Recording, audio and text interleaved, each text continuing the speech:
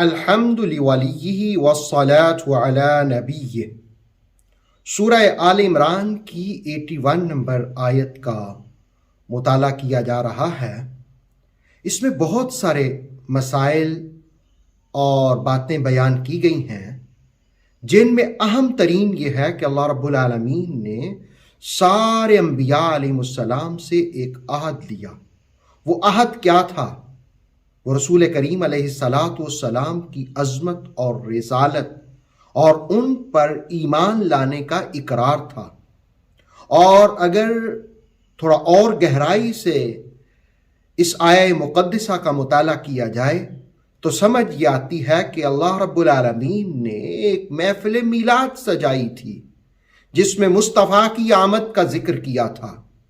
اللہ رب العالمین نے ایک محفل نعت سجائی تھی، جس میں انبیاء شریک تھے۔ آئیے آیہ مقدسہ کو جانتے ہیں۔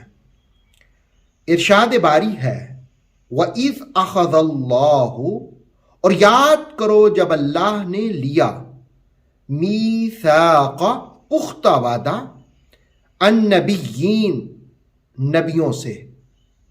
وَإِذْ أَخَذَ اللَّهُ مِيثَاقَ النَّبِيِّينَ، اور یاد کرو جب اللہ رب العالمین نے پختہ وعدہ لیا انبیاء علیہ السلام سے۔ لما آتیتکم، جب تمہارے پاس کسی کی وجہ سے آئے، من کتاب، اللہ کی کتاب، و حکمہ، اور اس کی جانب سے حکمت۔ ثم جاءکم، پھر تمہارے پاس آئیں، رسول، عظیم رسول، مصدق لما معکم، وہ تصدیق کرنے والے ہوں گے اس کی جو تمہارے پاس بھی ہے۔ یعنی مصطفیٰ کریم علیہ السلام نے پہلے انبیاء کی بھی تصدیق کی۔ تو فرمایا لَتُؤْمِنُنَّ بِهِ، تم نے ان پر ضرور ایمان لانا ہے۔ وَلَتَنْصُرُنَّ، اور تم نے ضرور ان کی مدد کرنی ہے۔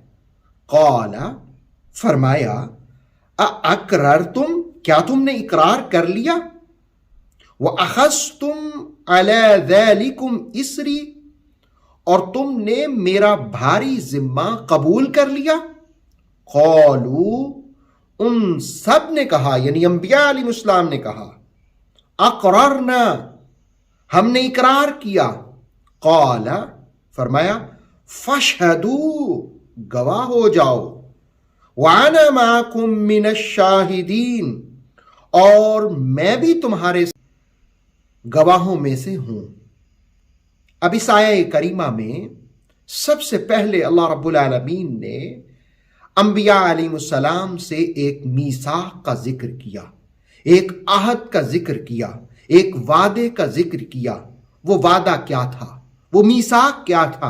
ابن عاشور نے اپنی تفسیر التحریر والتنویر میں، امام رازی نے تفسیر کبیر میں، مفسر قرآن علامہ سید ریاض حسین شاہ صاحب نے تفسیر تبصرہ میں حضرت سیدنا مولا علی کرم اللہ وجہ الکریم کا قول بیان کیا کہ اللہ رب العالمین نے جب آدم علیہ السلام اور دوسرے انبیاء کو پیدا کیا تو ان سے عہد لیا کہ جب محمد صلی اللہ علیہ وسلم مبعوث ہوں گے تو وہ سارے نبی ان پر ایمان لائیں گے اور ان کی مدد کریں گے۔ اسی کو سورہ آل عمران کی آیت نے کہا ثم جاءکم رسول مصدق لما معکم، پھر تمہارے پاس جب وہ رسول تشریف لائیں جو تمہاری بھی تصدیق کرنے والے ہیں۔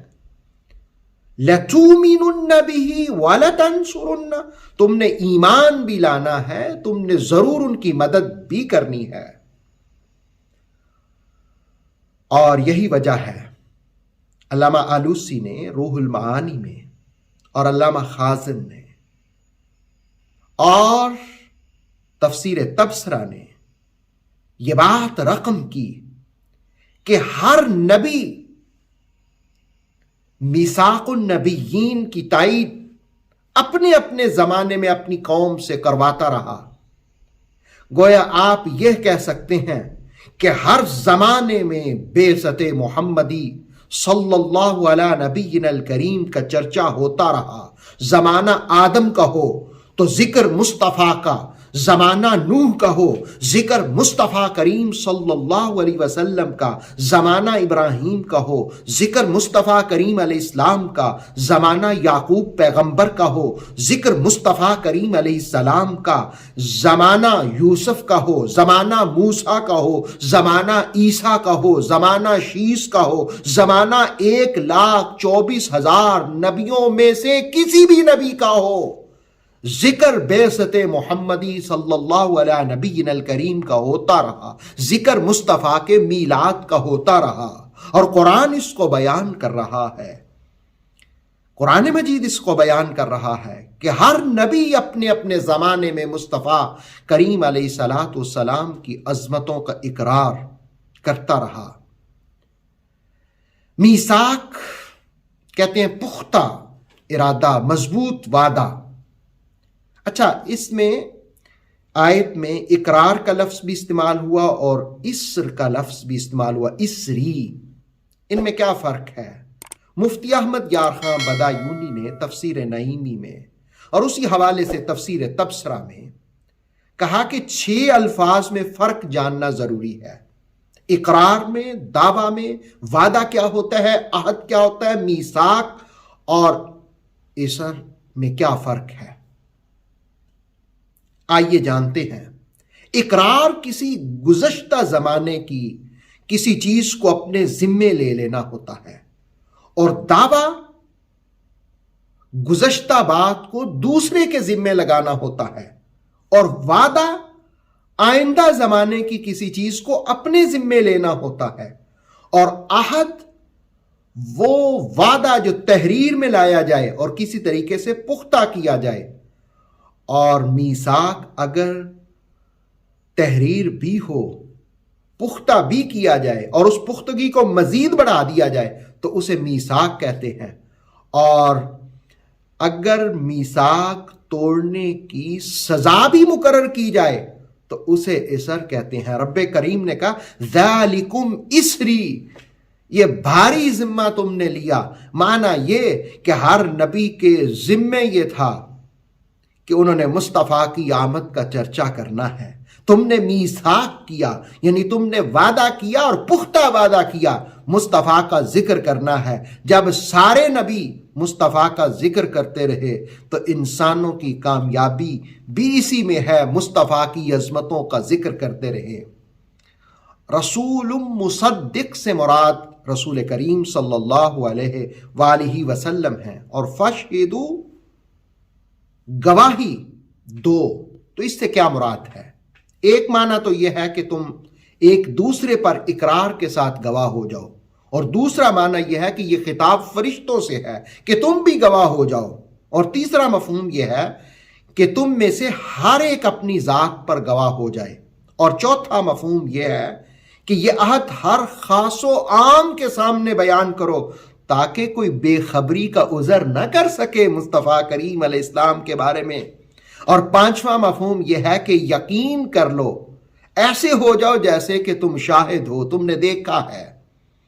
اور چھٹا، یہ تمام نبیوں کی امتوں سے تھا کہ نبیوں کی امتوں تم بھی گواہ ہو جاؤ میرے محبوب صلی اللہ علیہ وسلم. اور پھر فرمایا وَأَنَا مَعَكُمْ، یعنی پہلے کہا گواہ ہو جاؤ، پھر کہا انا معکم، میں بھی تمہارے ساتھ ہوں، یعنی میں بھی گواہوں میں سے ہوں. یعنی اگر تمہیں گواہ بنایا تو یہ تمہارے لیے اعزاز ہے. رب کہتا ہے میں کسی کا محتاج نہیں ہوں، یہ اعزاز تمہارے لیے ہے کہ تم ایک اہم تاریخی معجزے کے گواہ ہو رہے ہو. اور دوسرا یہ کہ تاج پوشی کے مشاہدے کی لذتیں بھی اپنی ہوتی ہیں کہ تم دیکھ رہے ہو گویا مصطفیٰ نبیوں کے امام ہیں، رسولوں کے تاجدار ہیں، سارے نبی ان پر ایمان بھی لا رہے ہیں، ان کو کہا بھی جا رہا ہے ان کی مدد کرنے کا، اور اللہ نبیوں کا امام مصطفیٰ کو بنا رہا ہے. اللہ رب العالمین اس آیت کی برکتیں رحمتیں ہمیں نصیب فرمائے۔ یقیناً اس آیت میں محفل میلاد کا بھی ذکر ہے کہ سارے نبیوں سے مصطفیٰ کی آمد کا ذکر کیا، مصطفیٰ کی نعت کا بھی ذکر ہے، اور بیان کرنے والا رب ہے اور سننے والے نبی ہیں۔ اللہ رب العالمین ہمیں حضور رحمت عالم علیہ السلام کی سچی محبت نصیب فرمائے۔ اوتھینٹک اسلامک نالج کے لیے نور وحی یوٹیوب چینل کو سبسکرائب کیجئے، بیل آئیکن کو بھی لازمی پریس کریں۔ نور وحی کے فیس بک پیج، ٹک ٹاک اور انسٹاگرام کو بھی فالو اور لائک کیجئے تاکہ ہماری ہر نئی آنے والی ویڈیو آپ تک بر وقت پہنچ سکے۔